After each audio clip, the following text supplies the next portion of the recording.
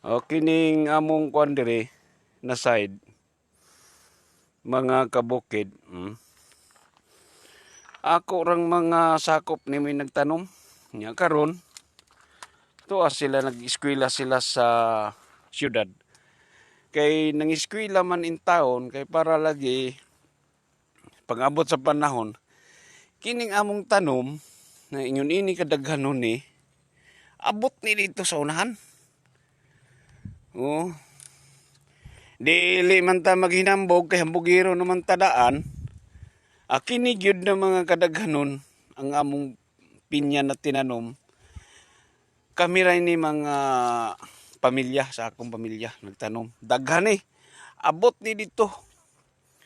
Dili ko maghinambog, hambugiro naman lagi ko daan. Almost 5,000 ini ka puno. Kapunuan. Di ay nagani na munga po do. Di ay na munga.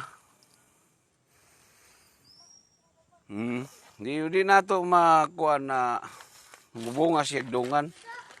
Mo gani ning eskwela gyud akong mga kabataan kay ug mao po ni atong saligan ra, wala pud tani. May ning kuan ra ni siya.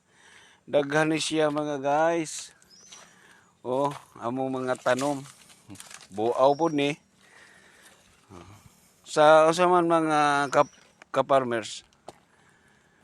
Sa may inyong ika-sulti ning among tanom. Maayo ba ni siya?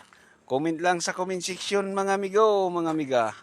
Sa among mga unfollowers, follow na mo kay aron mo maka-tabang pod mo sa among page.